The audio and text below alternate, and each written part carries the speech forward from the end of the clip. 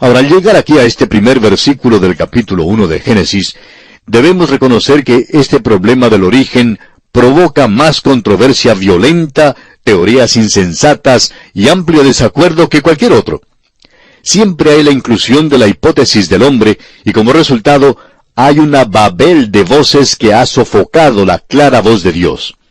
En realidad, hay dos grupos extremos que han empañado el asunto y han dividido las aguas del entendimiento con sus suposiciones y afirmaciones dogmáticas. Un grupo se compone de los científicos arrogantes que asumen que la evolución biológica y filosófica es la verdad indisputable. Su presunto axioma es los ciertísimos hallazgos de la ciencia. Veremos eso dentro de un momento. El otro grupo se compone de los teólogos jóvenes y orgullosos que se atribuyen el superconocimiento de que ellos han descubierto cómo es que Dios lo hizo. Describen y hablan eruditamente acerca de alguna teoría ingeniosa que reconcilia la ciencia con la Biblia. Miran con desdén a los grandes expositores bíblicos del pasado como si fueran enanos bíblicos comparados con ellos. Permítanos decir, amigo oyente, que estos dos grupos harían bien en considerar una declaración que se le hizo a Job. Cuando el Señor por fin se le apareció, le hizo esta pregunta en Job 38:4. ¿Dónde estabas tú cuando yo fundaba la tierra? Házmelo saber si tienes inteligencia. Y la verdad es que Dios le dice al hombre, tú hablas acerca del origen del universo, pero tú ni siquiera sabes dónde estabas cuando yo fundaba la tierra. Y esa es una buena pregunta que estamos seguros ningún hombre puede responder.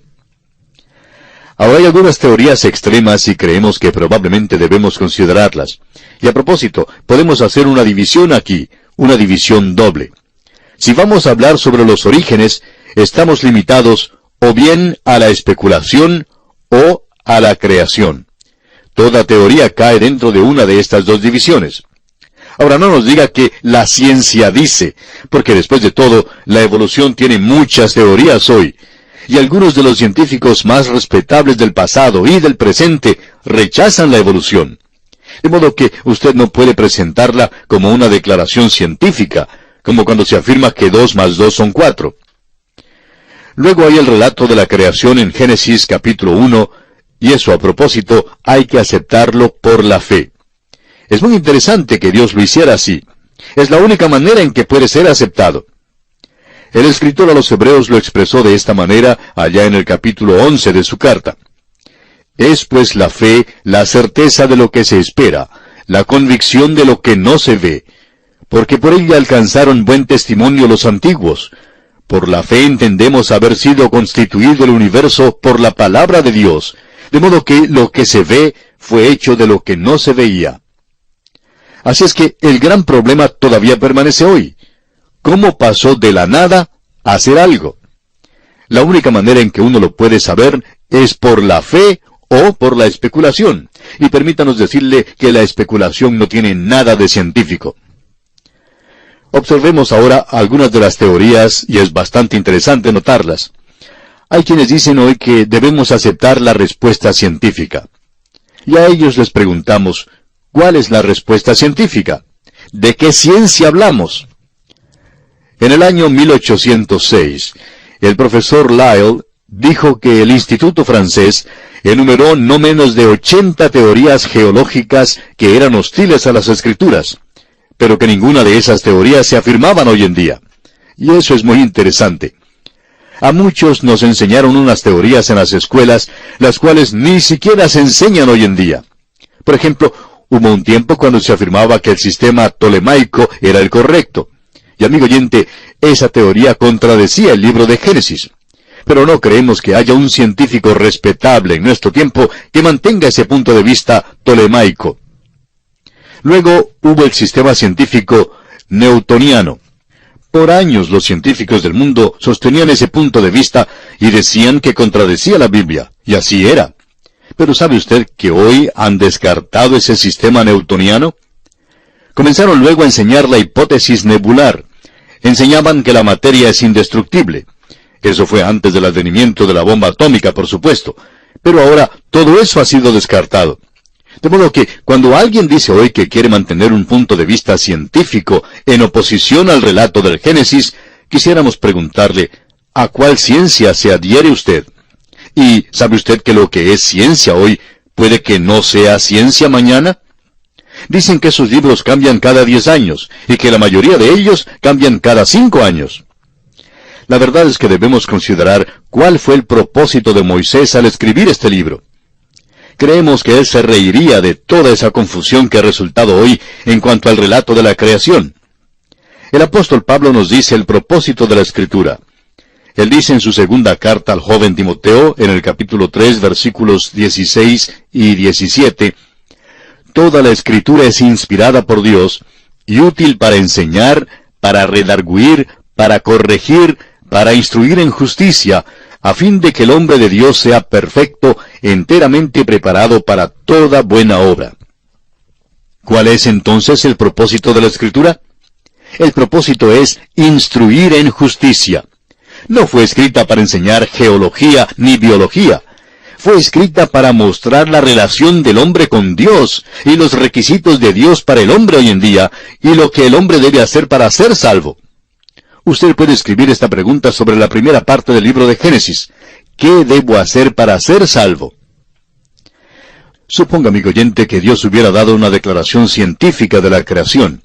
¿Cuántas personas de la época de Moisés podrían haberla entendido? ¿Cuántas personas, aún en nuestro tiempo, podrían entenderla? Usted debe recordar que la Biblia no fue escrita para profesores doctos, sino para la gente sencilla de todas las épocas en todas partes. Sin embargo, siempre ha atraído a los hombres inteligentes, y queremos decir a los hombres verdaderamente inteligentes. De modo que no está expresada en esa clase de lenguaje. Si hubiera sido escrita en el lenguaje científico de la época de Moisés, ciertamente la habrían rechazado. Los hombres han salido con varias soluciones con respecto al origen del universo. Una de ellas es que es una ilusión. Bueno, esa declaración está ciertamente en oposición a los hechos, ¿no le parece? Sin embargo, hay muchos que la afirman. Luego hay quienes dicen que el universo se originó espontáneamente de la nada. Bueno, eso es lo que dice la Biblia en cierta manera, pero hay que recordar que fue porque Dios habló. Dios lo creó. La tercera versión es que no tuvo origen, sino que ha existido eternamente. La cuarta versión es que el universo fue creado. Permítanos ahora compartir con usted algunas de estas teorías que los hombres han desarrollado a través de la historia del mundo. El doctor Harlow Shapley, quien fue director del observatorio de Harvard, dijo: «Todavía estamos sumidos en una ignorancia abismal en cuanto al mundo en que vivimos.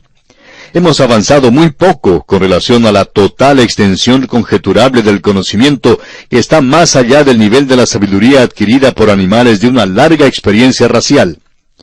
Es cierto que no tememos más los extraños chillidos en la oscuridad, ni somos supersticiosos en cuanto a los muertos. En muchas ocasiones somos valerosamente racionales. Sin embargo, no sabemos hasta qué punto lo desconocido supera a lo conocido».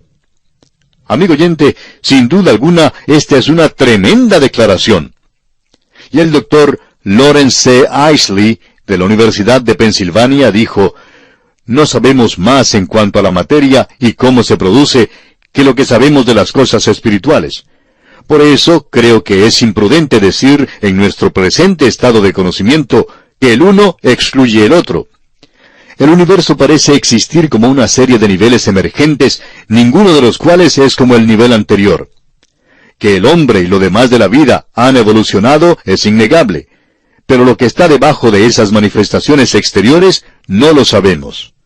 Y añade el doctor Isley: «Yo quisiera poder contestar su pregunta, pero el cubrir mi ignorancia con palabras grandes no sería provechoso ni para usted ni para mí». Veamos también algunas declaraciones tomadas de la prensa. Allá por el año 1961, un diario publicó un artículo en el cual decía que el hombre estaba a punto de descubrir el misterio del origen del mundo. Sin embargo, no han escrito nada nuevo sobre el asunto desde aquel entonces. El biólogo Edwin Conklin, hablando sobre la evolución, declaró: «La probabilidad de que la vida se originara por accidente se compara con la probabilidad de que el diccionario completo se originara por una explosión en una imprenta». Eso es algo que no suena tan científico, procediendo de un científico destacado. En realidad, hay 3 teorías acerca del universo que ha propuesto la astronomía. Y es muy interesante observar esas teorías. Una se conoce como la teoría del estado continuo. Otra es la teoría de la detonación grande. Y la otra es la teoría de la oscilación. La teoría de la detonación grande sostiene que hubo una gran explosión hace millones de años. Creemos que hace 10 billones de años que ocurrió una, y opinan que habrá otra después de pasar otros 10 billones de años. No creemos que debemos preocuparnos mucho por ella, pero es interesante que se ofrece esta explicación en nuestros días. Y uno descubre que Gran Bretaña es el lugar donde se produjo esta teoría. Y francamente, no hemos oído mucho acerca de las piedras que trajeron de la Luna. ¿Ha notado usted que muchos de los científicos ni se entusiasman por esas piedras? Es porque ellas parecen refutar la teoría de estos hombres. Hace ya muchos años, el doctor Louis Leakey, quien era hijo de misioneros, salió con una teoría que él halló por allá en África. Se trata de una calavera que él llama el hombre cascanueces. Suponemos que tenía las muelas bastante buenas. Se supone que vivió allá hace unos 600,000 años, según el doctor Leakey. Bueno, ya hemos tenido teorías así como estas antes, pero muchos de los grandes científicos de hoy no son engañados con ellas. Ahora el doctor Lawrence S. Dillon, profesor asociado de biología de la Universidad de Texas, dice: el hombre no es animal, sino una planta que evolucionó de una alga marina. Todo animal en realidad es un tipo de planta altamente modificada que se ha derivado hace 1 billón de años o algo así de una ascendencia común con una alga marina. Ahora es posible que usted y yo hemos estado buscando a nuestros abuelos en el lugar equivocado. Algunas personas los han estado buscando en un árbol. Debiéramos estar por allí arrancando las algas marinas porque ellas son nuestros abuelos. Amigo oyente, esto se vuelve verdaderamente ridículo cuando uno lo pone al lado de algunas otras cosas. Los dogmas de la ciencia pueden llegar a ser hasta una tontería absoluta. Según el doctor J.V.N. Talmage, cuando en las excavaciones arqueológicas se encontraba objetos prehistóricos culturales, se acostumbraba a arreglarlos de tal manera que aquellos objetos más rústicos siempre fueran datados o fechados más antiguos que aquellos de un tiempo más reciente, sin dar importancia al lugar donde fueran hallados. Sin embargo, ha sido desconcertante el hecho de que a veces han encontrado una civilización avanzada debajo de lo que parecía ser una civilización prehistórica. Hay tantas otras teorías así que se ofrecen hoy en día en cuanto al principio de la Tierra. El doctor Klaus Mantel, de Alemania, dijo: no veo razón para que la raza humana se vea más relacionada con monos que con canarios o canguros. Tal vez esa es la dirección que debamos seguir en busca de nuestros antepasados. Ahora, como usted sabe, amigo oyente, ni siquiera los evolucionistas se ponen de acuerdo. La teoría evolucionista se divide en muchos aspectos y puntos de vista. Nunca ha sido probada como la verdad. Es una lástima que cuando uno llega al nivel de los falsos científicos, y estamos pensando en los maestros que hoy enseñan ciencia en las escuelas, que no pueden presentar un criterio justo porque les fue ofrecido solo un punto de vista en la universidad. El doctor G.A. Kirkcott, del Departamento de Fisiología y Bioquímica en la Universidad de Southampton, en Inglaterra, ha escrito el libro que lleva el título Las implicaciones de la evolución. Y él declara: hay una teoría que declara que es posible observar que muchos animales vivientes pasan por cambios durante el curso del tiempo, y por tanto se puede formar nuevas especies. Esta se puede llamar una teoría especial de la evolución, y es posible probarla en ciertos casos por experimentos. En cambio, hay la teoría que propone que toda forma viviente en el mundo ha procedido de una sola causa, la cual salió de una forma inorgánica. La teoría puede ser llamada una teoría general de la evolución, y la evidencia que la sostiene no es lo suficientemente fuerte como para permitirnos considerarla como algo más que una hipótesis. Quisiéramos también darle la declaración del botánico sueco Dr. Heribert Nilsson. Él dice: mis esfuerzos para probar la evolución por experimentos practicados por más de 40 años han fracasado completamente. Por lo menos no me pueden acusar de haber comenzado desde una preconcebida perspectiva contraevolucionista. Se puede mantener firmemente que ni aún es posible formar una caricatura de un hecho paleobiológico.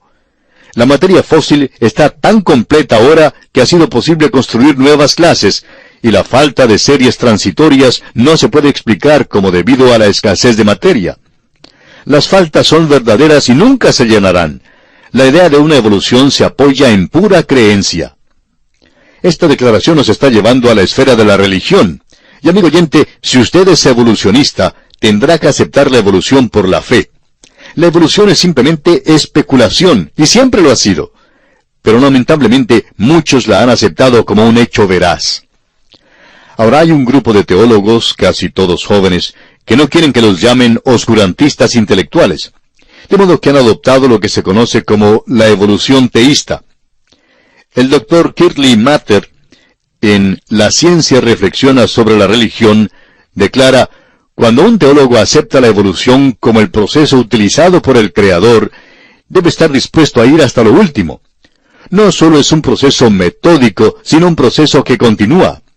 La edad de oro para el hombre, por si acaso hay una, queda para el futuro y no tuvo lugar en el pasado. Además, el proceso creador de la evolución de las primeras células vivientes, procedentes de materias no vivientes que previamente existían, puede representar un brinco primitivo, más bien que un infinitesimal paso por la senda del progreso, pero es un desarrollo enteramente natural. Permítanos decirle, amigo oyente, que no es posible. Es un dogma irrazonable. Es una posición ilógica decir que uno es evolucionista teísta. Hay quienes tratan de ir en dos direcciones. Les gustaría progresar con los que no creen y a la vez llevar una Biblia Scofield en la mano. Tememos que sea difícil hacer las dos cosas a la vez. Es como aquella antigua carrera griega donde se pone un pie en un caballo y el otro pie en otro caballo, y luego comienza la carrera. Bueno, es magnífico cuando los dos caballos corren en la misma dirección, pero cuando uno de los caballos decide correr en una dirección y el otro caballo en otra dirección, pues se encuentra uno en aprietos. Hay que determinar con cuál se queda, y esa es precisamente la condición del evolucionista teísta. Ordinariamente se equivoca de camino. Por lo general, se equivoca de caballo también. Hoy se encuentran tantos seres inteligentes que parecen estar mal informados. Hace años la revista Liberty publicó un artículo en el cual decía, entre otras cosas, según la historia bíblica, ¿cuál es la fecha de la creación del mundo? ¿Y sabe usted, amigo oyente, lo que dieron como respuesta? 4004 años antes de Cristo. Absolutamente ridículo. ¿Quién estaba allí sino solo Dios? Dios creó el universo. Bueno, amigo oyente, nuestro tiempo se ha ido ya y tenemos que detenernos por hoy en este lugar. En nuestro próximo programa continuaremos dando lectura a algunas de las declaraciones que los hombres han expresado, tratando de explicar a su manera el principio del universo, negándose a aceptar lo que Dios ha declarado como el principio de nuestra tierra. Será pues, hasta nuestro próximo programa, es nuestra oración que Dios le bendiga abundantemente. Continuamos hoy, amigo oyente, nuestro estudio en el primer libro del Antiguo Testamento, el libro de Génesis.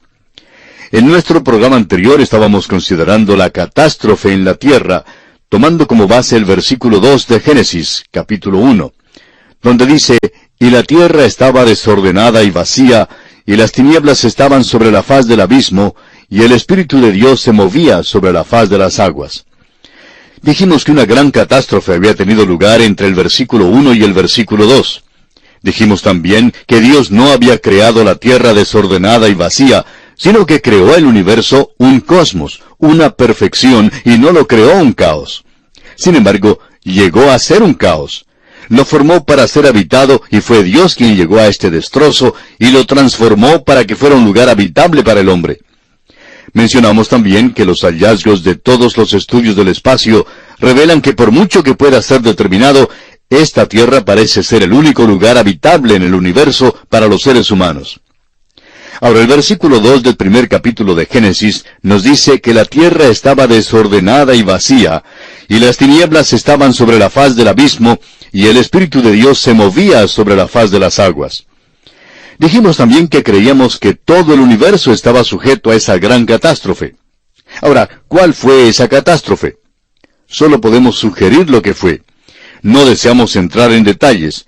Llegaremos a otros pasajes de la Escritura y lo discutiremos entonces. Pero por lo visto, había alguna criatura preadámica que estaba aquí en la tierra. Y parece que todo esto está asociado con la caída de Lucifer, hijo de la mañana, que llegó a ser Satanás o el diablo como lo conocemos hoy día. Creemos que todo esto está implicado aquí, pero Dios no nos ha dado todos los mínimos detalles. El hecho es que Él nos da muy pocos detalles aquí. Leamos una vez más este versículo 2 de Génesis, que dice, «Y la tierra estaba desordenada y vacía, y las tinieblas estaban sobre la faz del abismo, y el Espíritu de Dios se movía». Las palabras «se movía» significan incubaba. Es como la gallina con sus pollitos. Él incubaba sobre la faz de las aguas.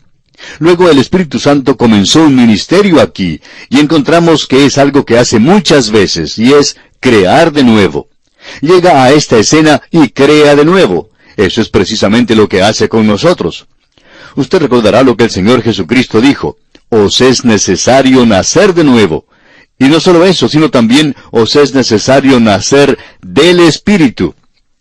En el capítulo 3 del Evangelio según San Juan, versículo 5 dice, «Respondió Jesús, de cierto te digo, que el que no naciere de agua y del Espíritu, no puede entrar en el reino de Dios».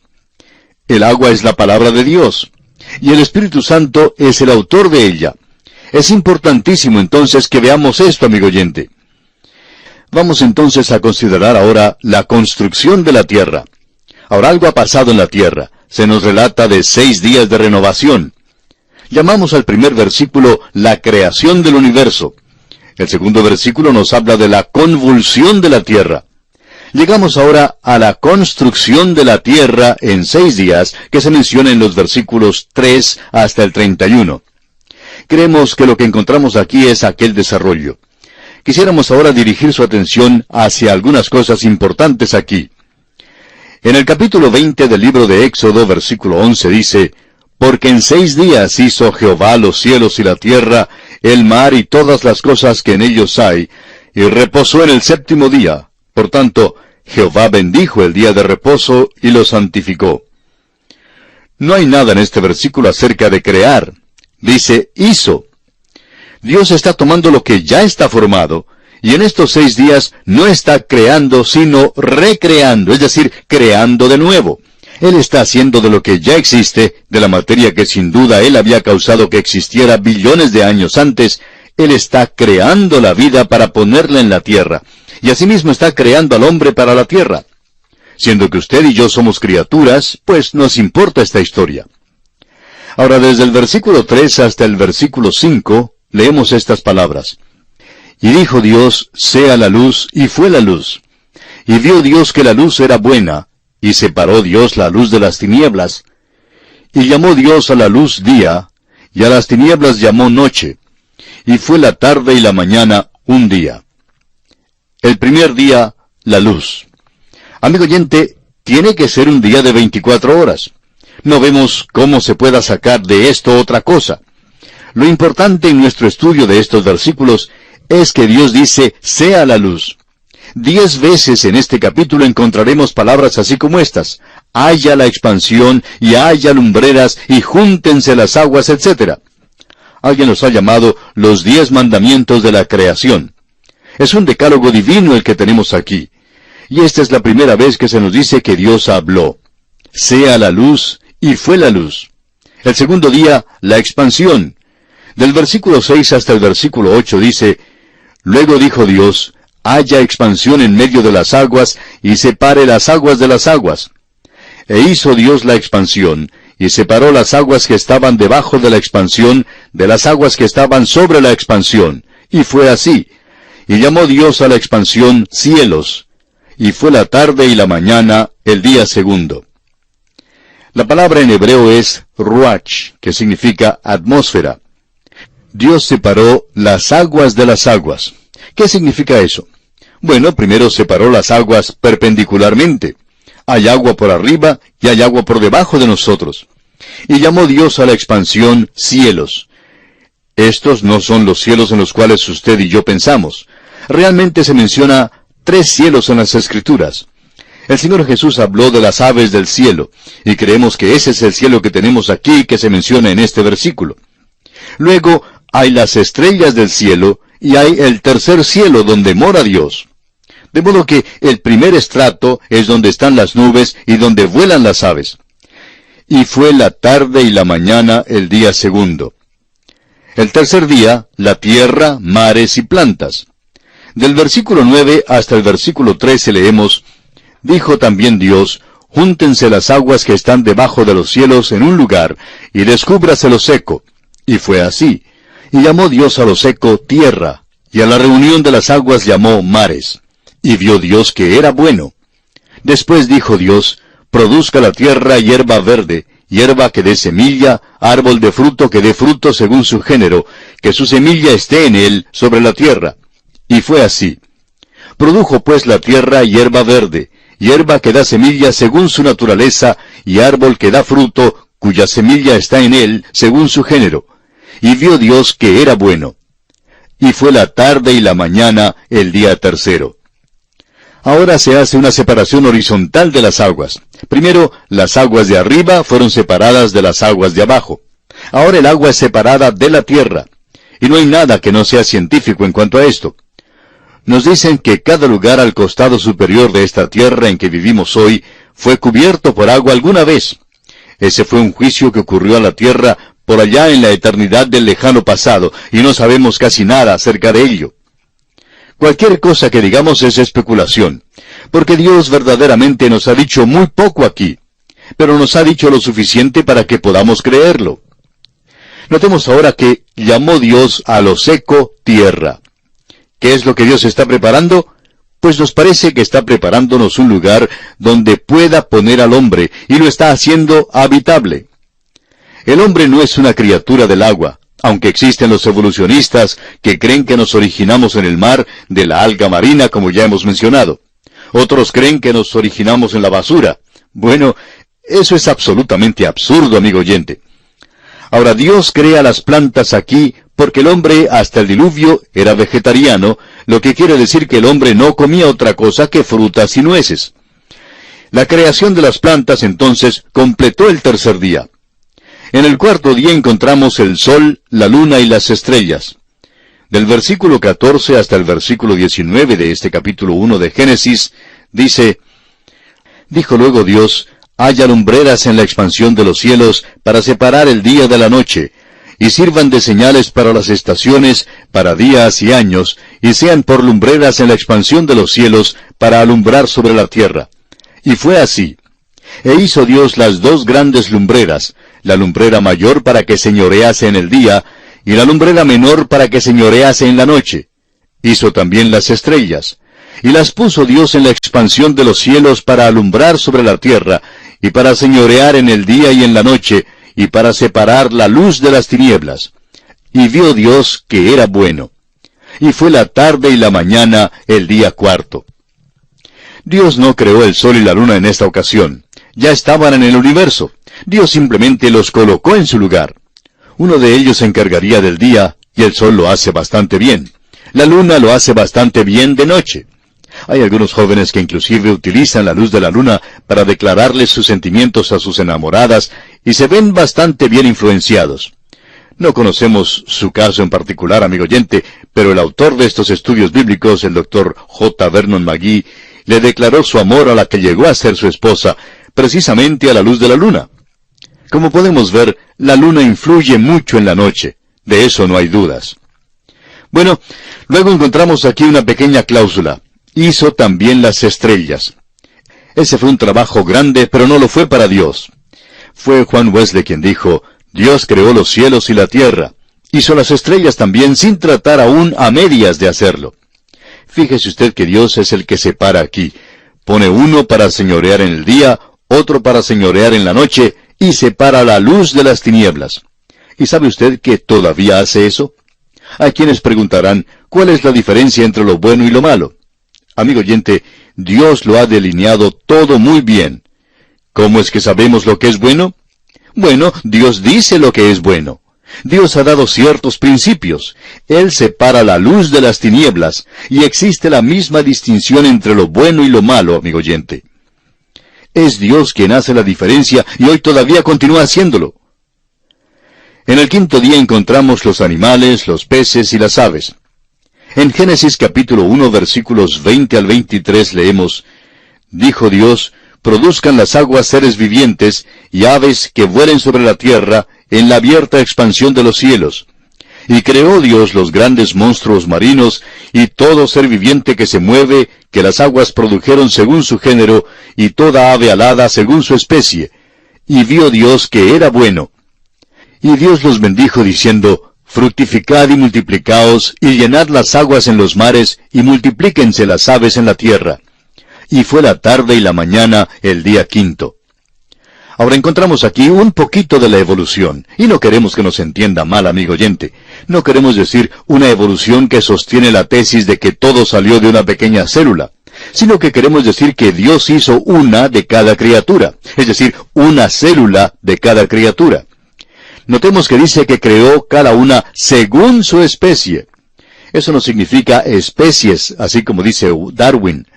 Es más amplio que eso, y puede que se considere mejor como fila. Significaría una clase entera, como por ejemplo la clase del caballo incluiría a la cebra.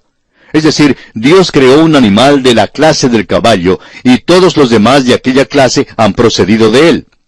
Nosotros creemos que esa es la verdad. Es completamente distinto que el decir que todas las cosas comenzaron de una pequeña ameba, negando que Dios creó los animales. Creemos que ha habido cambios y desarrollo, pero ha habido también un desarrollo hacia abajo. Notemos que Dios proclama que su obra es buena. El científico dijo que si vamos a enseñar la historia de la creación, podemos también enseñar la teoría de la cigüeña. Bueno, la Biblia ciertamente se deshace de la teoría de la cigüeña. Si leemos cuidadosamente, podremos notar que estos animales debían multiplicarse. Y esto es verdad en cuanto a los hombres también, como veremos más adelante. No se halla a Juanito bajo un árbol y la cigüeña tampoco trae a Susanita. Dios creó los cielos, la tierra y los animales. Llegamos ahora al sexto día y encontramos allí la fertilidad de los animales y la creación del hombre. La expresión según su especie aquí significa también según su fila. Y ahora estamos listos a seguir con el sexto día, donde encontramos que Dios separó los animales y las plantas de la vida humana, porque veremos que Dios hace al hombre a su imagen. Queremos considerar la criatura que Dios hizo, porque sucede que es su bisabuelo y el mío también. Y eso quiere decir que usted y yo somos primos, y que toda la familia humana está emparentada. Ese es el cuadro del hombre que vamos a ver en Génesis.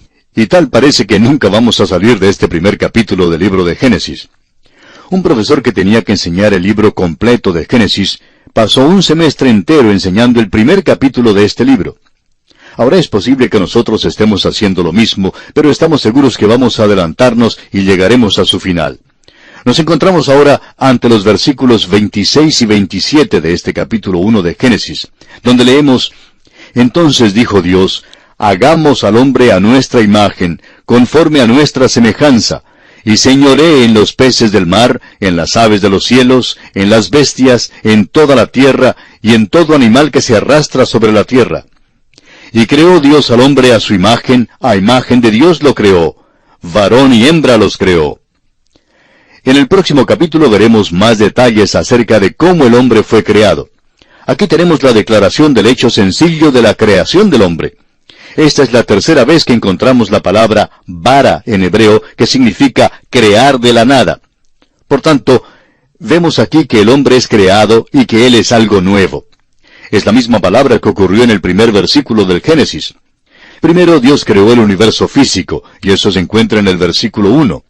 Luego creó vida, y eso lo leemos en el versículo 21. Y creó Dios los grandes monstruos marinos y todo ser viviente que se mueve. Ahora, Dios crea al hombre en el versículo 27. Francamente, se puede ver en estos versículos que Dios no nos ha dicho mucho acerca de la creación del universo. Leamos una vez más el primer versículo de este capítulo 1 de Génesis. En el principio creó Dios los cielos y la tierra. Y eso es todo lo que Dios nos da en cuanto a la creación. Dios pudo habernos informado de los detalles, pero no lo hizo. En el segundo capítulo informa de los detalles acerca de un hecho de la creación, y es la creación del hombre. ¿Sabe por qué, amigo oyente? Porque todo esto está escrito al hombre, y Dios quiere que él sepa de su origen. Es como si Dios estuviera diciendo, me gustaría muchísimo que se fijen en su propia creación y que no especulen acerca de la creación del universo. Ahora se nos dice aquí que Dios dio al hombre señorío en la tierra. No creemos que esto signifique que Dios hizo un tipo de jardinero glorificado para el huerto de Edén. A este hombre le fue dada una autoridad grande. Veremos más adelante que Dios dice que el hombre debe hacer ciertas cosas relacionadas con esta creación que Dios le ha dado. Pero por ahora deseamos enfatizar que esta es una de las grandes declaraciones de la palabra de Dios, y no podemos imaginarnos otra cosa que sea tan maravillosa como esta. Ahora, ¿qué significa que el hombre es creado a la imagen de Dios? El hombre, siendo creado a la imagen de Dios, es una Trinidad. Ahora alguien dirá que esto quiere decir que el hombre es un ser físico, mental y espiritual. Y creemos que esa es la verdad. El apóstol Pablo dice lo mismo. Allá en su primera carta a los Tesalonicenses, capítulo 5, versículo 23, dice él, y todo vuestro ser, espíritu, alma y cuerpo, sea guardado irreprensible para la venida de nuestro Señor Jesucristo. Veremos en el capítulo 2 que realmente significa más que eso. Creemos que incluye el hecho de que el hombre es una personalidad, y como personalidad es consciente de sí mismo. Y luego, él es quien hace sus propias decisiones porque es un libre agente moral. Esta es la cosa que es singular aparentemente en cuanto al género humano. Esto se deduce del hecho de que el hombre es creado a la imagen de Dios. Estos versículos no nos dan los detalles acerca de cómo fue creado el hombre, ni cómo fue creada la mujer. No encontramos tales detalles sino hasta cuando llegamos al segundo capítulo. Y esa es la razón por la cual decimos que Dios no tenía la intención de informarnos de los detalles con respecto a la creación de este gran universo en el cual vivimos, porque si nos los hubiera dado, tendría que haber añadido muchos más capítulos en cuanto a esta creación. Él no ofrece ninguna explicación más que la que tenemos, que Él es el Creador. Y eso, amigo oyente, nos trae de vuelta a la importantísima verdad que hallamos en el capítulo 11 del libro de Hebreos, versículo 3, donde dice, por la fe entendemos haber sido constituido el universo por la palabra de Dios, de modo que lo que se ve fue hecho de lo que no se veía. Las cosas que vemos hoy fueron hechas de las cosas que no existían antes. La creación fue hecha de la nada. Alguien nos pedirá que expliquemos esto.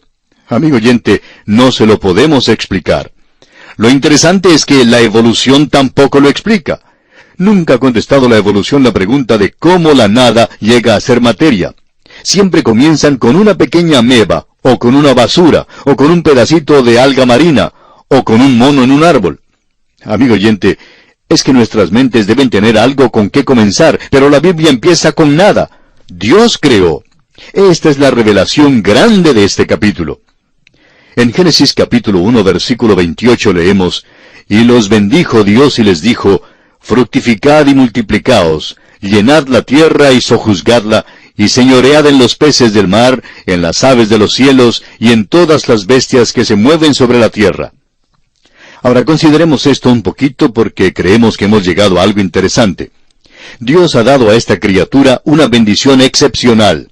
Mandó al hombre que fructificara, se multiplicara y llenara la tierra. De modo que vemos aquí que Dios es quien ha presentado el asunto del sexo. Es muy interesante que esta generación cree que ha descubierto algo nuevo. Uno recibe la impresión hoy en día que este asunto ha llegado a ser un atolladero psicológico para esta generación, y que esta generación es como el Cristóbal Colón que acaba de descubrir el sexo. Amigo oyente, es Dios quien hace mención del sexo allá en el principio, en el Génesis. Y bien, aquí concluimos nuestra lección de hoy y proseguiremos, Dios mediante, en nuestra próxima visita. Mientras tanto, que el Señor le bendiga es nuestra ferviente oración. Continuamos hoy considerando este primer capítulo del libro de Génesis, y nos detuvimos en la lección anterior en el versículo 28. Este versículo dice, y los bendijo Dios y les dijo, fructificad y multiplicaos, llenad la tierra y sojuzgadla, y señoread en los peces del mar, en las aves de los cielos, y en todas las bestias que se mueven sobre la tierra. Consideramos en nuestra lección anterior que Dios ha dado a la criatura, es decir, al hombre, una bendición excepcional. Le mandó que fructificara, que se multiplicara y que llenara la tierra. Dijimos también que Dios es quien ha presentado el asunto del sexo. Es muy interesante que esta generación cree que ha hecho un descubrimiento nuevo. Uno recibe la impresión hoy en día que este asunto del sexo ha llegado a convertirse en una obsesión para esta generación, y que esta generación es como el Cristóbal Colón que acaba de descubrir el sexo. Pero dijimos que Dios es quien hizo mención del sexo aquí en el libro de Génesis. Dios ha empleado 4 métodos para colocar al hombre en la tierra. Un método fue la creación directa, y así produjo a Adán. Otro fue la creación indirecta que produjo a Eva. El tercer método fue el parto virginal de María, y así fue como Jesucristo llegó a ser un hombre. Y el cuarto método es la reproducción, y eso se conoce bien en nuestros días. Por cierto que estamos arrastrando la reproducción a un nivel al cual Dios nunca tuvo la intención de que fuera llevada. Amigo oyente, Dios creó al hombre para que se reprodujera. Esta es una verdad maravillosa y gloriosa, y no debe ser tomada para hacer de ella una cosa sucia como hacen los hombres ahora. Tantas personas escriben libros sucios y los llaman literatura. Producen cosas sucias que llaman arte. Algunos de los críticos están hablando ahora en contra de estos asuntos, y damos gracias al Señor por esa actitud. Mucho de lo que llaman arte es odioso y hasta repugnante, y no es arte en ninguna manera. No es nada más que obscenidad, y lo hacen simplemente para obtener dinero. Amigo oyente, Dios nunca tuvo la intención de que se abusara del sexo de esta manera. Dios creó al hombre a su imagen. Dios es el ser personal, esencial, y al dar al hombre un alma inmortal, le dio también una verdadera personalidad. El hombre posee una conciencia de sí mismo, y tiene el poder de la elección libre. El hombre tiene una distinta responsabilidad moral. Y ahora Dios le manda a ser fructífero. Esa es la reproducción. Pero fíjese también que Dios le manda a llenar la tierra. Y esta es una palabra interesante. En el hebreo parece indicar que esta tierra ya había sido poblada antes por otras criaturas. Por lo visto, Dios dice que deben llenar la tierra, porque cualesquiera que fueran esas otras criaturas, habían sido destruidas y habían desaparecido. Ahora Dios también le dice al hombre, sojuzgad la tierra. Creemos que esta es la base de la educación y de la exploración científica de hoy. Esta es la base de la exploración de la luna por parte del hombre. En Proverbios capítulo 25, versículo 2, encontramos estas palabras. Gloria de Dios es encubrir un asunto, pero honra del rey es escudriñarlo. Dios esconde diamantes muy profundos en la tierra, y también pone los tesoros en un lugar donde el hombre ha de buscarlos. Y francamente creemos que es lo mismo en cuanto al conocimiento. Creemos que es verdad en cuanto al estudio de la palabra de Dios. Dios quiere que empleemos el laboratorio y el tubo de ensayo. Quiere que miremos por el microscopio. Lamentablemente, el hombre sale con una bomba atómica con el intento de destruir toda la raza humana. Ahora Dios dice que el hombre debe señorear en la tierra. El hombre no es simplemente un jardinero para cortar el césped. El hombre debe señorear en la tierra. Creemos que Adán tuvo control sobre los elementos y pudo haber mandado que lloviera cuando faltaba la lluvia y pudo haber hecho que brillara el sol cuando le faltaba. Señoreaba en la tierra. Creemos que podía haber mandado que se abrieran las nubes como abrimos hoy el sistema de riego en nuestros días para regar el césped. Podemos ver esto en el Señor Jesús. Tuvo control sobre los elementos cuando estuvo aquí en la tierra. Pudo mandar que se calmara la tempestad y podía dar de comer a las multitudes. Y creemos que a Adán le fue posible hacer esto antes de que cayera en pecado. Pero cuando cayó en pecado, entonces perdió aquel señorío. Los 3 últimos versículos del primer capítulo de Génesis dicen, Y dijo Dios, He aquí que os he dado toda planta que da semilla, que está sobre toda la tierra, y todo árbol en que hay fruto y que da semilla, os serán para comer. Y a toda bestia de la tierra, y a todas las aves de los cielos, y a todo lo que se arrastra sobre la tierra en que hay vida, toda planta verde les será para comer. Y fue así. Y vio Dios todo lo que había hecho, y he aquí que era bueno en gran manera. Y fue la tarde y la mañana, el día 6. Esto, amigo oyente, nos trae al final del capítulo 1. Y vamos a hacer un resumen aquí. ¿Cuáles son algunas de las cosas que notamos en este capítulo? Bueno, una de ellas es el hecho de que Dios se menciona aquí 32 veces. La Biblia no hace ningún intento para probar que hay un Dios. Ahora, ¿por qué no lo hace? Porque dice el necio en su corazón, no hay Dios. Dios no trata de probar su propia existencia. La Biblia es un libro escrito para revelar la verdad espiritual, religiosa y redentora. Y esa nos llega solo por la fe. De modo que tenemos aquí el hecho de que Dios es aquel que creó. En este primer capítulo de Génesis, aprendemos específicamente acerca de la unidad, el poder y la personalidad de Dios. Eso es exactamente lo que Pablo escribe a los romanos en el capítulo 1, versículo 20, cuando les dice, «Porque las cosas invisibles de Él, su eterno poder y deidad, se hacen claramente visibles desde la creación del mundo, siendo entendidas por medio de las cosas hechas, de modo que no tienen excusa». Francamente, amigo oyente, Dios nos ha limitado a fin de que tengamos fe en Él mismo. También encontramos algunas otras cosas en este capítulo. Notemos que niega el politeísmo. Un solo Dios crea. Niega también la eternidad de la materia. Comienza en el principio. Todo tuvo un principio, amigo oyente. Esto es verdad a pesar del hecho de que hubo un tiempo cuando la ciencia enseñaba la eternidad de la materia. Este capítulo niega también el panteísmo. Dios es antes que todas las cosas y existe aparte de ellas. Encontramos también que niega el fatalismo. Dios obra en la libertad de su voluntad. Y vamos a concluir esta porción del estudio del primer capítulo de Génesis, dando una lista de las características notables de este capítulo. Primero, hubo orden. Segundo, hubo un progreso definido.